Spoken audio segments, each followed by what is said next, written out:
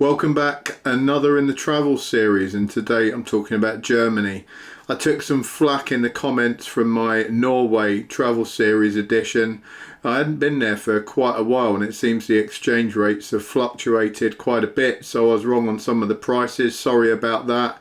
The German one should be a lot more up to date. I go there every year, probably multiple times a year. So I've got some interesting observations, some things that you won't find in the usual travel blogs. I had a couple of people saying, oh, why don't you talk about, the standard stuff? Why are you talking about all this weird things? Look, if you want travel blogs about, normal stuff, there's plenty of other channels to go on.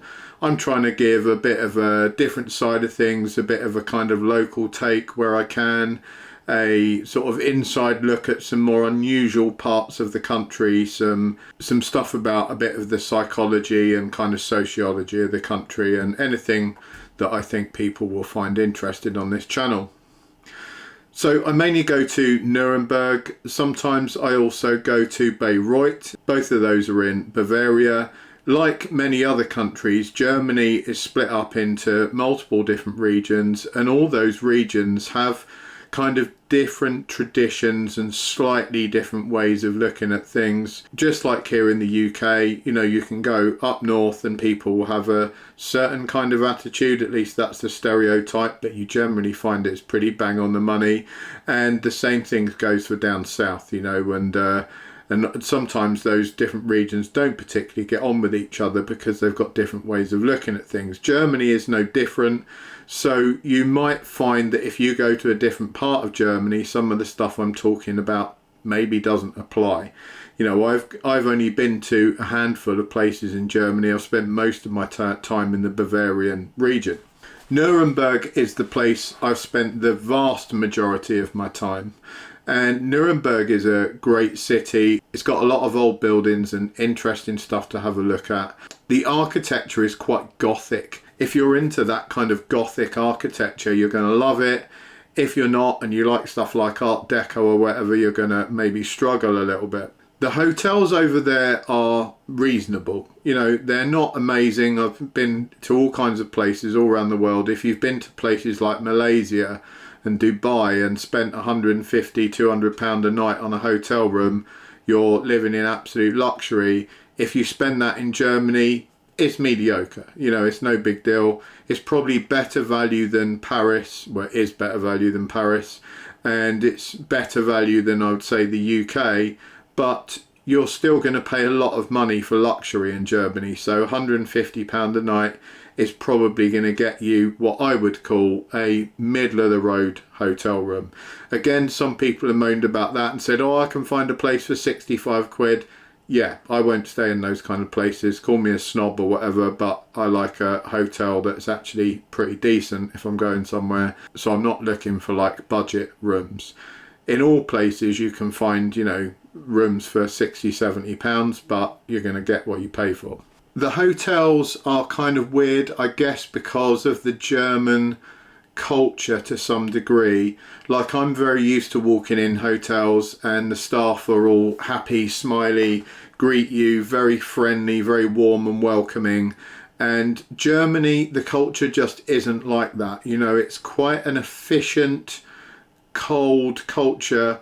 Again, these are kind of stereotypes. Not everyone's like that, but in general, I find in Germany, they deal with you with kind of ruthless efficiency. There's nothing to complain about. You get a good service in terms of professionalism, but you're not going to feel like they're giving you a big warm hug when you walk through the door. They're going to deal with you like a sort of cold-hearted professional would deal with you. Germans tend to take quite a long time to get to know people. Once they do, they really open up, and especially if beer comes into the equation, and we'll get into that in a minute. But if they don't know you and you're a stranger, it's not that they don't like you, it's just that's their way, is to just deal with you as a kind of efficiency situation. It's just business. They're going to process you, get you to your hotel room, and then they're going to leave you alone. Last time I went there, I stayed in a hotel that was mediocre, and I'll give you an example of the kind of culture there. So I go to the front desk and I say, oh, I don't have an iron in my room, and I had some shirts to iron for the trip that I was on. You know, I had like 5 shirts for 5 days worth of business outings. And the woman said, iron, gym. So I think she must mean, right, she sees that I'm into, you know, lifting weights, and she thinks I mean iron, like lifting up iron weights. And I say, no, I will go to the gym later, but I'm talking about iron, you know, iron shirt. So she goes, yes, gym. And I'm thinking, wow, you know, she's still, and she spoke pretty good English, so she kind of knew what was going on. And I'm like, yeah, but I'm going to go there, but I need to iron my shirt, you know, and I'm doing this. My fault, I should learn better German. And I'm typically English. I'm terrible at other people's languages, so I completely hold my hand up to that. That's my responsibility. So she says, yes, gym. So I go to the gym, and really I just go there with a couple of shirts to placate her, because what I'm aiming to do is go to the gym with these shirts and come back and say to her, I went to the gym and look, I need the shirts ironed. I need an iron. And I go into the gym, and there's an iron and an ironing board, and then there's a gym. So there's a woman in there like working out, lifting weights, and then I sort of look at her and look at the iron, and then I turn it on and start doing some ironing, and the woman's just looking at me like I'm crazy. And I said, hey, you know, it wasn't my idea, this is where they keep this. And the woman's just looking at me like I'm completely nuts, you know, and I'm trying to make like light of it and have a kind of joke. And Germans sometimes, you know, they don't get the English humour. Maybe their German humour is just to quietly laugh at me while I'm ironing in a gym, and they find that hilarious. They just don't laugh in front of me. Maybe that's the case. Now, I have been reliably informed there are some areas where people are a lot more chatty and friendly and lively. I was informed by someone that came from Munich that if I went there, I'd find people, you know, a lot more sort of warm and welcoming. I don't know how true that is. I haven't been there. That's just what I was told. And he also mentioned, you know, that they really like drinking there, so that might be why they were a bit more warm and welcoming. Now, the Germans love to drink. They absolutely love it. Like, this is the only place I've been in the world where I wake up in the morning, go, you know, bleary-eyed down to a hotel buffet, and I'm confronted with like a big pyramid of shot glasses with Jägermeister in. And look, everyone's just walking past and grabbing one and necking them. They're all like having a Jaeger first thing in the morning at like 6 in the morning. And I say to the guy, everyone's drinking Jägermeister. What the hell, guy? You know, like, that's crazy. And he said, no, it cleans the stomach. So as far as they're concerned, it's like a medicinal thing to start off the morning with. I wasn't doing that, you know. I'm not going to start my day with Jägermeister, because that wouldn't go down well. I would end up in a mess. And then it's quite normal, like I've been over visiting some companies in Germany, and at lunchtime it's very normal for people to have a beer. So, you know, some places will even have a canteen, they have beer. There's places I've been in Germany where they have a machine outside the sort of snack part where the employees eat, and the machine is a vending machine for beer. And they're not drinking beer like we do in England. You know, they are very proud of their beer. They've brewed excellent beer for, you know, many, many years. In fact, I visited whilst I was over in Bayreuth. I think it was the oldest surviving brewery in Europe, if I've got that right. And it was Meissel and Friends in Bayreuth, and they made some awesome beers. That actually got me into IPA when I first went there a good few years ago, and I'd never had IPA before, and I tasted some beer over there. It was freaking amazing. One of the big interesting parts of me is that, you know, I get really bad hangovers. That's why I don't drink. I don't drink alcohol in general. When I was in Germany, when I used to drink a little bit, I found I had 0 hangover, 0 stomach problems. And that's because they brew all their beer there. You know, they would not sell the rubbish that comes out of the taps that we have.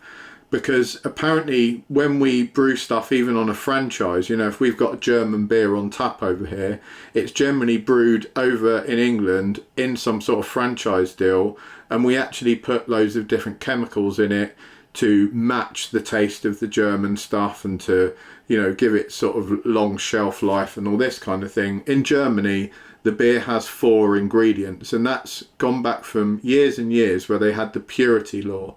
So it was actually against the law to call something beer and stick any other random ingredients in. You could only have the 4 main ingredients: water, grain, hops, and then what translated as the special stuff, which is yeast.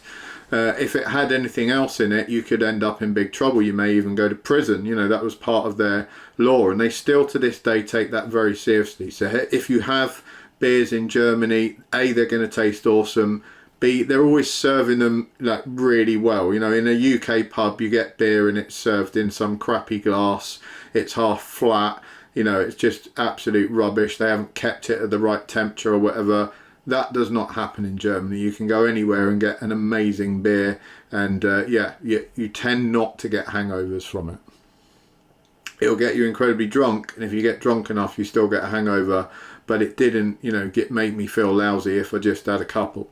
Germans also love schnapps, and beware, if you're out with Germans on the beer, you know, and you say, oh yeah, I'll join you for a drink, and the night starts getting on, you will find that schnapps starts appearing, and they take very large glasses of it and just down it. And if you don't down it, you're basically being a bit of a wussy, and they will let you know that, so you kind of have to down it. The food in Germany, I actually love. It's amazing. That's one of my favourite things about going to Germany. If, like me, you're into meat products, then you are going to have a great time in Germany, because traditional German food is quite simplistic, but it's really, really well cooked. And it's things like pork knuckle, which is my favourite of all, Schäufele, and that's like a really big knuckle of pork, and then it's got amazing like pork crackling on it. I don't know how they manage it, but it's just the crispiest pork crackling I've ever had in my life, and the pork is so tender and juicy. Oh my god, I literally eat that every single night when I go to Germany. That is amazing. And the price of it, I mean, you get a huge piece of pork, and the price, you know, it can be like 15, 16 euros, something like that for the meal. So to me, that's awesome, because if you went to a supermarket in the UK and bought a piece of pork that big, you would probably be paying near on £10 for it. So the fact that you're eating that in quite a nice restaurant, and you've got a load of other stuff with it as well, that's pretty cool. Normally comes with sauerkraut, which is like a fermented cabbage, which I also absolutely love. I even have that at home. It's pretty healthy for you. It's got good gut bacteria and stuff, so really, really nice. And then they have these kind of weird potatoes, which are almost like a cross between a dumpling and a potato. They're kind of like spongy potatoes. Hard to explain, but they're nice, you know, but they are an acquired taste, I would say, or an acquired texture. I really like them, but I've also been with people that have kind of gone, what the hell are they? And they've not enjoyed them at all. If you're in Nuremberg, I thoroughly recommend, I think it's called the Hexenhaus, which is like witch's house. It's quite near to Nuremberg Castle. It's one of the oldest restaurants in Nuremberg, and if you go in there and have the pork shoulder, the Schäufele, it is freaking amazing. They also love their sausages, bratwursts, and when we get a starter there, we normally get a big plate of those. They come with a bunch of sauerkraut as well, and we have that with normally I think some horseradish, if I remember rightly. That's a really nice starter. Everyone can kind of dip in. They're really like thin sausages, so they're not like we're used to in the UK. We're used to like great big fat things. The story goes that the sausages are so thin in Nuremberg, the monks would try and feed people that were shut outside the city gates at night that were unlucky enough not to get in, and they would be desperately hungry, and the monks wanted to give them food, and because everything was shut they couldn't get out there, but there were slim cracks in the wall, so the story goes that they made the sausages very, very thin so they could pass them through the cracks in the wall. So it was kind of like a weird food glory hole for desperately hungry people. Let's hope no one abused that situation. Germany has a red light district. That's not what I expected in Germany. They're very open about it. It's perfectly legal. It's all, you know, completely open, a bit like it would be in Amsterdam. In Nuremberg, it's quite near the castle. I normally have a laugh with people that I'm taking there if I'm doing business. And I'll say, let's have a walk around near the castle, you know, it'd be beautiful. And then I walk them down that street on purpose, because you're literally, you know, just next to some beautiful sort of castle walls, and it all looks quite interesting and architectural, and like you're going on some sort of historical tour. And then there's just a ton of windows with very scantily clad women in, beckoning you inside. It's very open. If you walk down that street, most people do as tourists, just because they're curious and they haven't seen that stuff. The girls will all lean out the windows and shout for you to go over. If you don't want to talk to them, just don't talk to them. There's also a couple of clubs there. They're quite good fun. If you go in there on like a Friday or Saturday night when it's busy, I've taken guests in there before, business guests. There's girls dancing and all that kind of thing. It's quite a good laugh. I do remember, it's pretty weird, the business guys paid for me to have a private dance one night. I didn't want one because I'd worked in strip clubs for God knows how long, so it wasn't anything new to me. But I agreed out of politeness. The girl took me round back, ended up taking me into what appeared to be the cellar. You know, I was like literally surrounded by old beer barrels, so weird private dance. Wasn't in like a proper area or anything. And then she brings in an ice bucket full of ice, pushes a piece of ice into my mouth, and then she wants me to basically put that ice onto her nipple and then lick her nipple with this ice in my mouth. I refused, obviously, because, you know, I've got germ phobia, and she got quite annoyed with me. She didn't like the fact that I didn't want to play that game. I was even concerned, you know, I was trying to say to her in English, where did you make the ice? You know, have you made it out of really clean water, or is it is it bad water? And she couldn't understand what I was saying, because I was having nightmares about, I'm not sure if you can eat the ice. You can eat the ice in Germany. The water's just fine, but yeah, I wasn't sure at the time. That was quite some time ago now. But yeah, they're quite a laugh. The whole place is quite interesting in that area, but it's worth a visit if you're into that kind of thing. I haven't, you know, experienced any more than that, so you'll have to say something in the comments if you guys have gone for the actual services. One of the things I've been kind of disappointed to see over the last few years is the way that immigration has affected German culture, and also crime rates, life in general.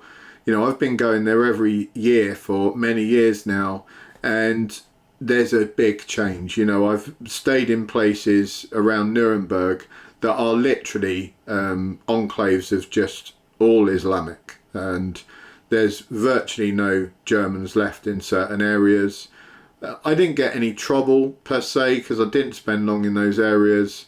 I definitely got a lot of kind of unusual looks, because I'm guessing I booked a hotel in an area that tourists wouldn't normally stay in. But having spoken to a lot of the Germans, you know, they're seeing massively increased crime rates there. And the same as in the UK, no one's talking about where the crime is coming from, but everyone kind of sees, yeah, a lot of the crimes being committed by people that are not that great a quality people that we're importing from other countries.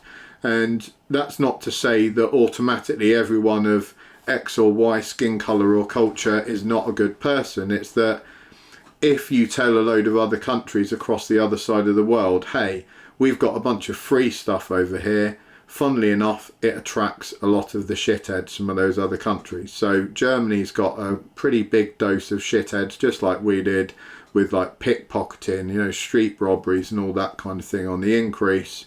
And it's an awkward one. They may be even in a worse state than us, because the Germans felt kind of a lot of national guilt after World War II, and they lacked patriotism, I guess. You know, they were kind of frightened to be too patriotic, and they were very nervous about that. So as a general rule, the Germans want to be as helpful and extend a hand to other cultures and races And that meant that they really went out of their way to help with immigration, you know, and help people settle there.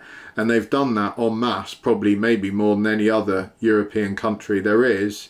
And now they've got areas where you walk around and it feels like you're not in a German country. It feels like you're in an Islamic area. And I just find that, you know, a tough thing to see, that countries are having their cultures kind of degraded, that if you move to a country, you assimilate into that country and you assimilate their culture.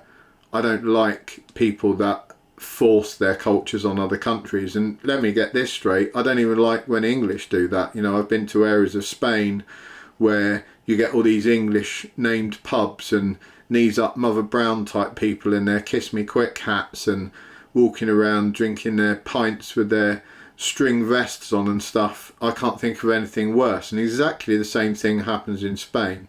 You know, a lot of Spanish people think English people are shit.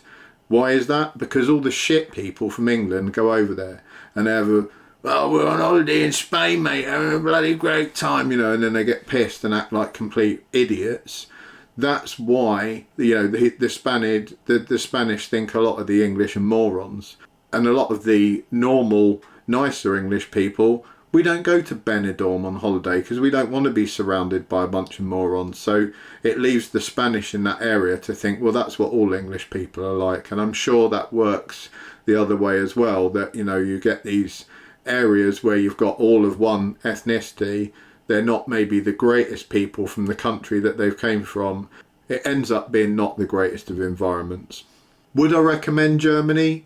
Yeah, I would. It's definitely worth visiting. You know, I really enjoy going. I always look forward to it. If you haven't been, I would thoroughly recommend it. It's not the cheapest of places. I do think food is good value in Germany. Other than that, it's what I would call, you know, UK prices. But the trouble is UK isn't cheap. So if you're coming from the UK and you're used to living, say, in, you know, the London area, and you go to a built-up area in Germany, it's going to be pretty similar, like for like. You're not going to see a huge difference there. I hope that was of some interest. Let me know your German stories down in the comments below. If you're German, let me know if I completely messed up and got anything incorrect. I probably did. I tried to remember, but like I say, these are based on just what I can remember from my experiences, and they're just for entertainment. So don't go basing your history exam on anything I say in these videos. They're just what I can remember off the top of my head. Thanks for watching. I hope you're all having a great weekend. I'll catch you soon.